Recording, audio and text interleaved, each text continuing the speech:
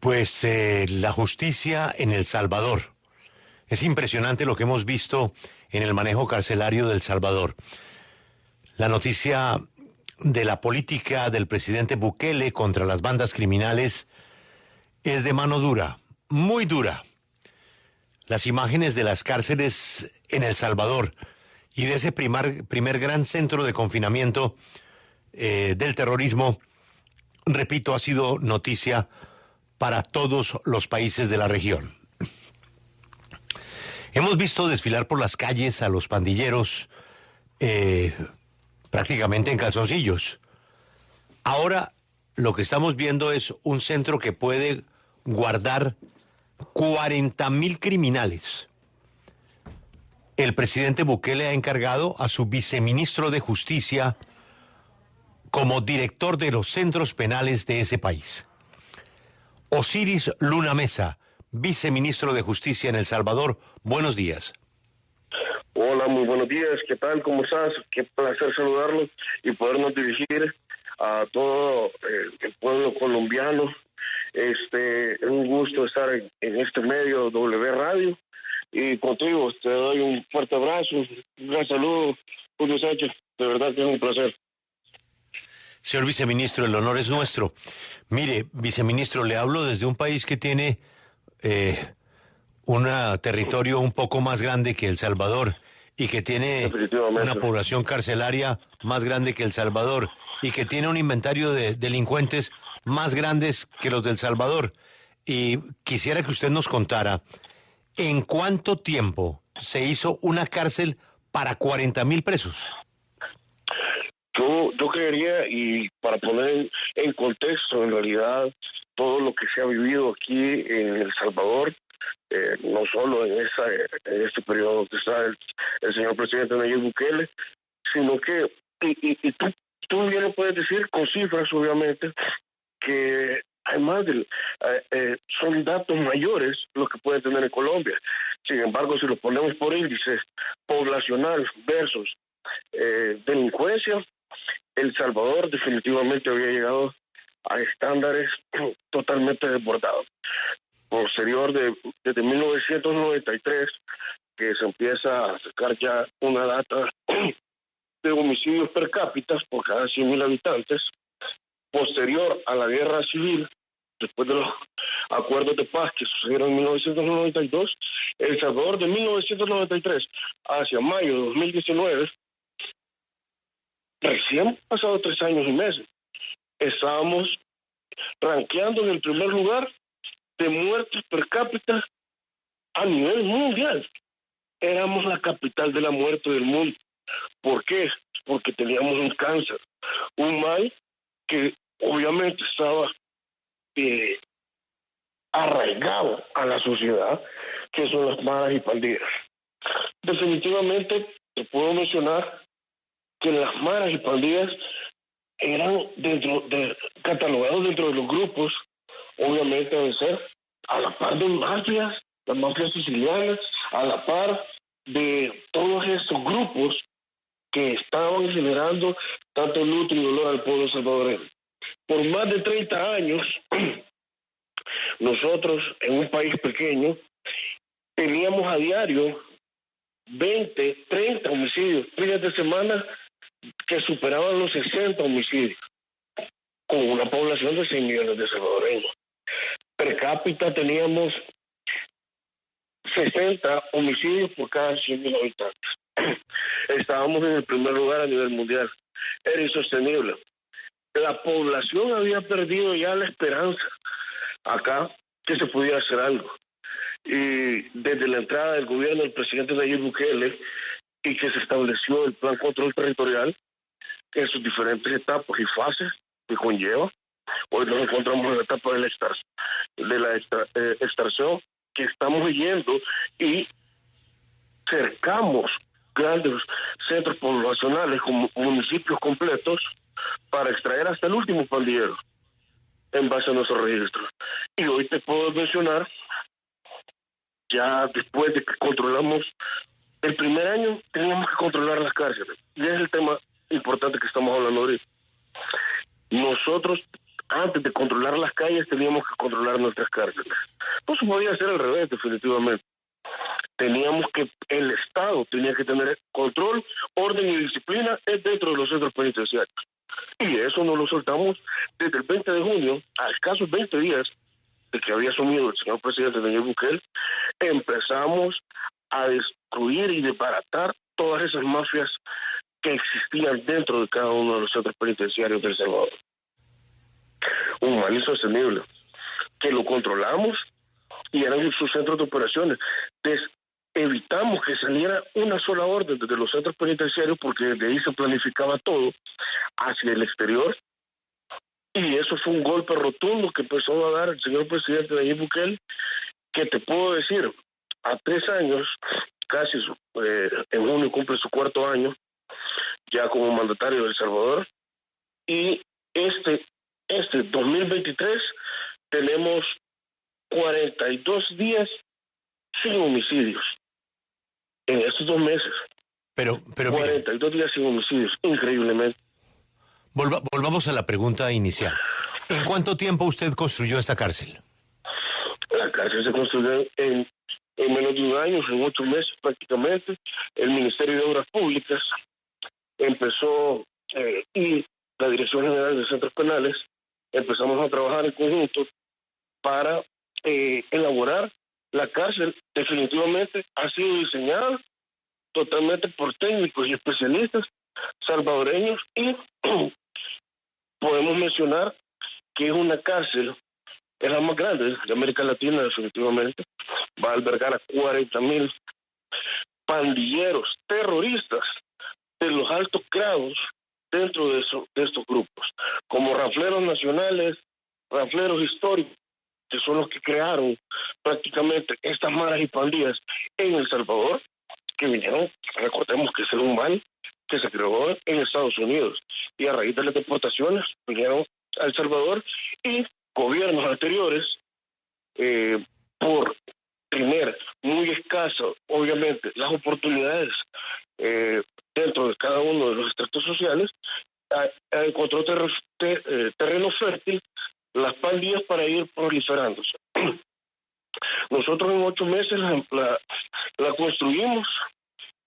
Fueron más de 2,000 trabajadores que estuvieron día y noche, 24 horas.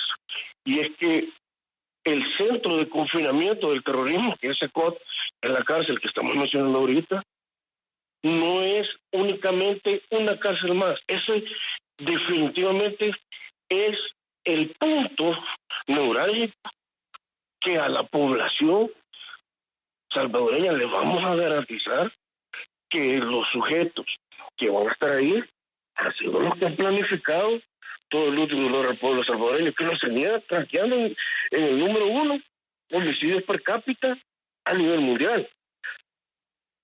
Viceministro. Sí. Viceministro, usted dijo algo en lo que tiene razón, y es que en nuestras cárceles de El Salvador, de México, de Colombia y de muchos países, al menos aquí el problema es que el recluso sigue delinquiendo desde la cárcel. ¿Esto quiere decir que en su cárcel nueva, en esta mega cárcel, allí un prisionero no tendrá acceso a un teléfono? Te lo garantizo, no solo en esta cárcel nueva.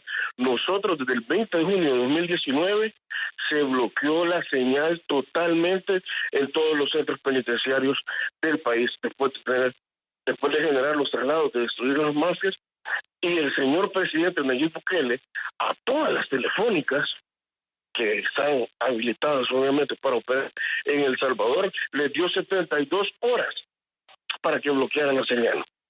¿Y el manejo? Vamos a proceder legalmente. Entonces, ministro, ¿y el manejo de la cárcel es privado o público? Una sola orden. Sí.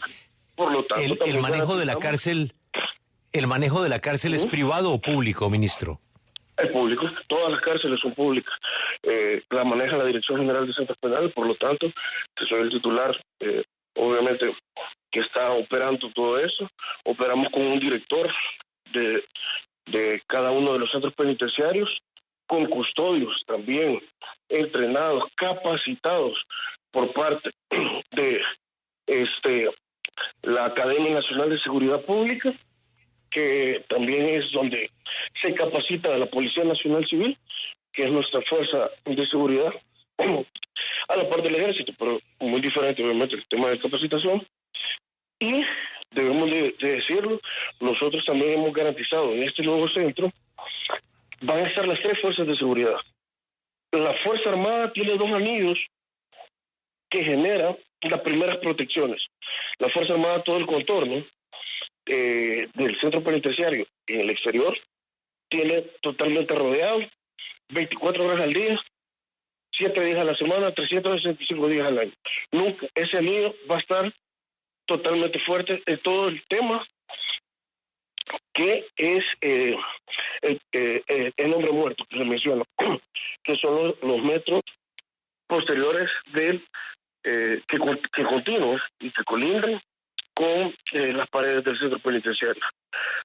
Obviamente ahí la Fuerza Armada tiene todas las herramientas para poder operar letalmente si de ser necesario. Obviamente que... Vamos a intentarlo nuevamente. Fue primera página, Félix, del New York Times esta cárcel, ¿no? Todo el tema ha sido primera página en muchos periódicos del mundo y obviamente ha generado un intenso debate también sobre derechos humanos. Sí, esa era mi siguiente pregunta. Sí, ¿Cómo manejan ellos el tema de que un preso pues es un ser humano, ¿no?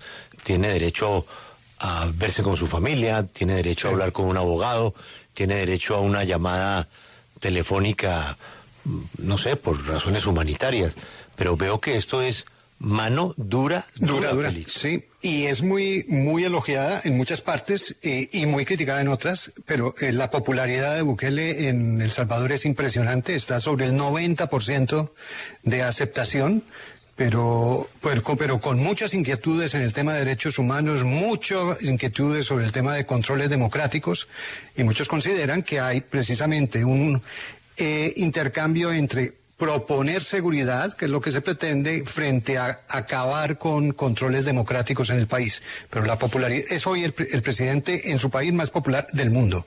Unas cifras impresionantes y un debate también en Estados Unidos, porque lo que se ha descubierto también es que esto viene después de negociaciones que tuvo el gobierno con los grupos de pandilleros, que han generado inquietudes incluso en procesos legales en Estados Unidos. Muchos de los pandilleros pues hacían parte de las personas que hacen tránsito por El Salvador, llegando hacia el norte para cruzar la frontera, y deciden quedarse delinquiendo en El Salvador hasta llegar a las cifras impresionantes de asesinatos y de crimen. Toma esta decisión el presidente Bukele y se abre el debate ahora con esta cárcel. Señor viceministro, ¿cómo superan ustedes los temas de derechos humanos elementales de cualquier persona, incluyendo un preso, que tenga una visita de su abogado, una visita de su familia, derecho a una llamada telefónica eminentemente familiar? ¿Cómo superaron ustedes las barreras de no faltarle a los derechos humanos de los presos? Bueno, definitivamente todo este plan control territorial que se ha realizado en ese país, que definitivamente tiene a la población muy contenta y muy satisfecha por los resultados, y definitivamente hoy ya puede caminar en libertad la población. En el tema de derechos humanos nosotros nos preparamos, obviamente, tanto la policía, el ejército y centros penales. En razón, nosotros como centros penales tenemos un protocolo de buenas prácticas penitenciarias elaborado específicamente para el régimen de excepción.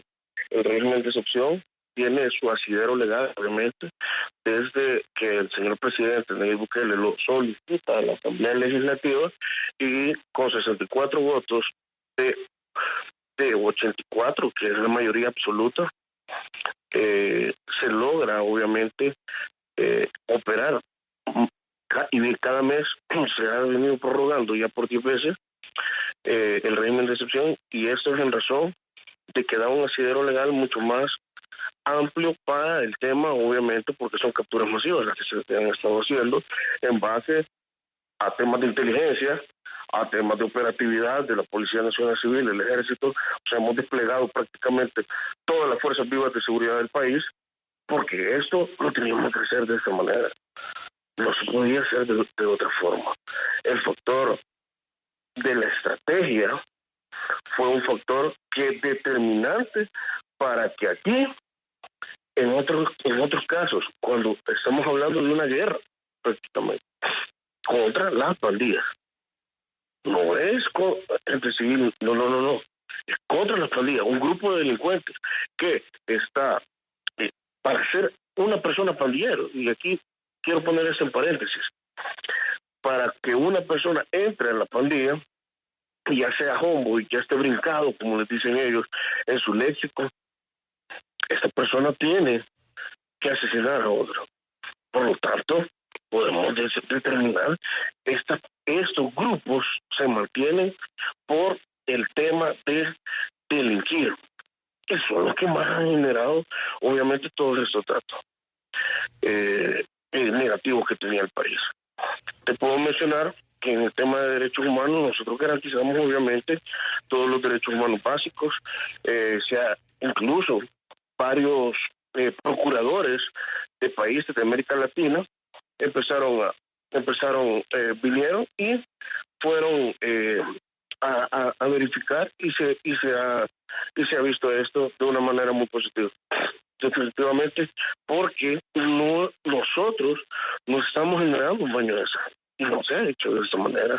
La policía y el ejército ha actuado con profesionalismo, así como los agentes penitenciarios de la Dirección General de Centros Penales, para la generación que esto sea el régimen de excepción, el plan control territorial, la guerra contra pandillas, sea totalmente íntegro en todos sus componentes, bajo la tutela del ordenamiento legal de nuestro país. Nosotros, cada país tiene su ordenamiento jurídico. Nosotros estamos ocupando el de nosotros, el de El Salvador. Cada país puede tener definitivamente y modificar las leyes en base a su mismo ordenamiento jurídico.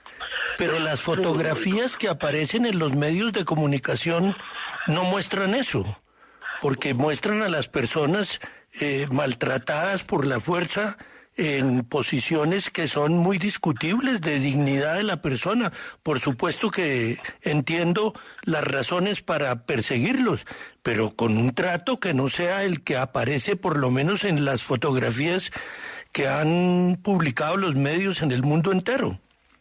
Lo que te puedo mencionar respecto a eso es, y contundentemente te lo puedo mencionar, esas personas tienen una camándula de delitos, más de 10 homicidios. Esa gente es psicópata ya, como que a diario, incluso algunos, o eran operador intelectual para hacer y generar luto y dolor al pueblo salvadoreño a diario, que emitían las órdenes para que todas las clicas, programas de cada una de estas estructuras pandilleriles siguieran lacerando a la población salvadoreña.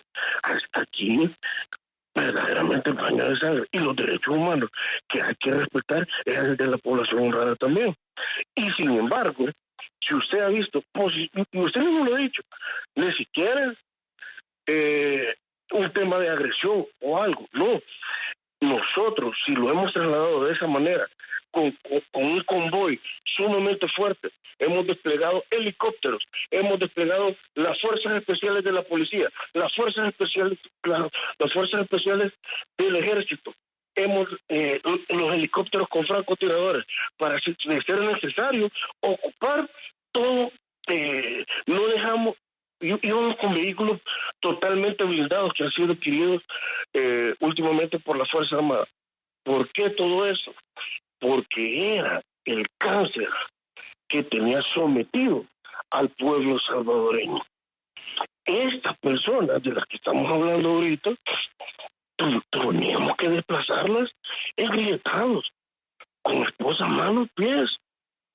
Porque esa gente, tú le das una reacción de 2 segundos y te asesina una persona. Te asesina a ti, si te da la par. Porque ellos nos cativan. Entonces, nosotros Teníamos que generar un traslado de una manera contundente hasta su realización, verificación, con todo el respeto que se pueda generar, pero tampoco los planes de seguridad y este amplio operativo donde tratamos 2.000 terroristas. ¿Cómo tratan los terroristas a los países del primer mundo? Si es que nosotros lo estamos trasladando a una cárcel, si estos terroristas nos hubiera capturado un país del primer mundo, sea Estados Unidos, sea cualquier otro, estuviera en la cámara de gas, estuviera con la inyección letal, la pena de muerte les aplican. Nosotros los tenemos capturados, ni siquiera asesinados. Entonces, nosotros estamos haciendo un plan totalmente integral, ¿qué es lo que verdaderamente le interesa al señor presidente Nayib Bukele? Porque es esto, que el hecho que se haga un despliegue amplio, fuerte y todo, es porque sabemos qué es el mal que estábamos trasladando. Sabemos que esos tipos nos podían emboscar. Cualquier situación de esas hubiera pasado. Increíblemente, se han matado familiares de los policías, a los mismos policías en los gobiernos anteriores, militares. Si aquí ha habido un baño de sangre por parte de estos terroristas, han quemado buses enteros, cóster enteras con gente adentro, niños, y si querían salir, les prendían fuego. Les prendían fuego y si querían salir les disparaban. Otros andaban en un tema, empresas de alumbrado eléctrico, andaban en lugares rurales. Si ellos eran de zonas contrarias y ni siquiera estas personas eran pertenecientes a grupos terroristas, les veían su documento único de identidad y veían de que era de otra zona, los grababan, subían los videos a machetazos. Carne viva, así mataban al pueblo salvadoreño estas personas. Yo no creo que definitivamente hay otra forma para trasladarlo. Tenemos que tener toda la salvedad y garantizarle al pueblo salvadoreño que es un mandato constitucional en este país, la seguridad, la vida de cada uno de la población. Pero yo te lo digo, aquí se va a seguir haciendo todas las acciones para salvaguardar la vida, la integridad física, la salud, todo del pueblo salvadoreño honrado. Más de 6 millones de salvadoreños sometidos por un poco más de 70,000 que estaban generando zozobra, que les generaban renta, que les quitaban sus casas, que se las expropiaban, que ellos eran los que mandaban en territorios, decían quién podía entrar, quién no. Aquí por más de 30 años no se podía visitar a un familiar que fuera de una zona contraria. ¿Por qué? Porque ellos lo decían. Ellos decían quién entra, quién no entra. Y eso definitivamente es atentar contra la soberanía del Estado, porque ellos tenían el control de los territorios. Y sin embargo se ha hecho con un gran profesionalismo de nuestra Fuerza Privada de Seguridad. Yo te agradezco, verdaderamente les agradezco muchísimo la llamada.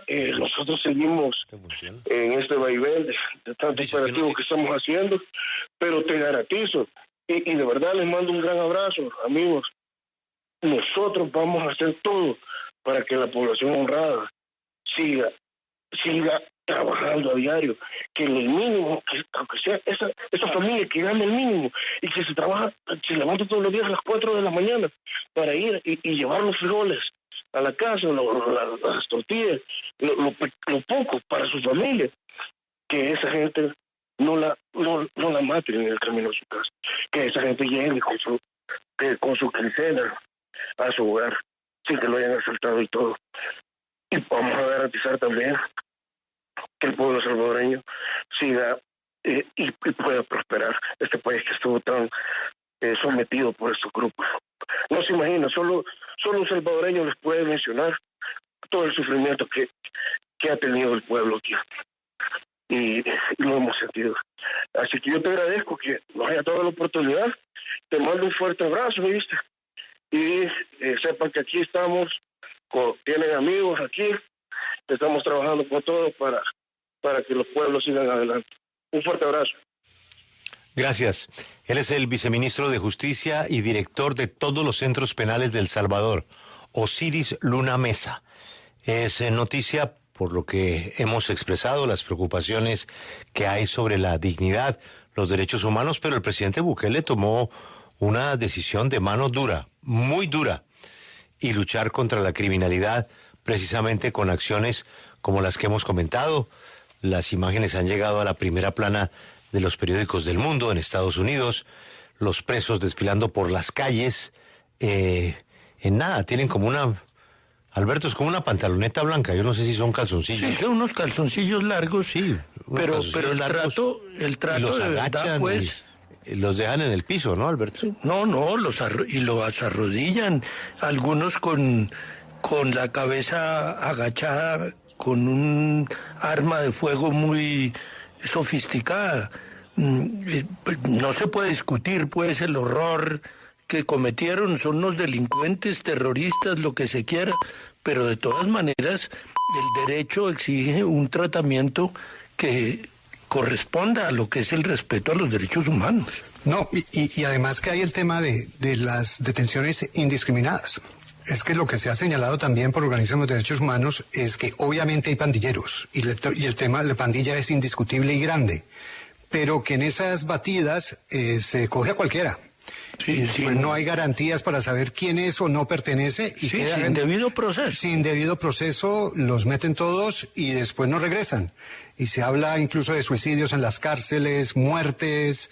y muchos temas obviamente de derechos humanos con menores de edad que acaban en las mismas condiciones sin que tengan tampoco ningún tipo de garantías. Y lo otro, lo que se habla es que en Estados Unidos hay un proceso contra 13 líderes de la MS-13 y lo que dice el Departamento de Justicia de Estados Unidos es que el gobierno de Salvador ha protegido a algunos de esos jefes de pandillas de la extradición. Porque antes de esto hubo una negociación previa, donde a cambio de que le bajaran a los homicidios, se hacían acuerdos de respaldo político y demás. Y por eso es ya del Departamento de Justicia de Estados Unidos el que ha hablado de ese tema. Es que además Bukele tiene una digamos, esa presencia constante en los medios hablando de estos grupos, de estas maras, etcétera.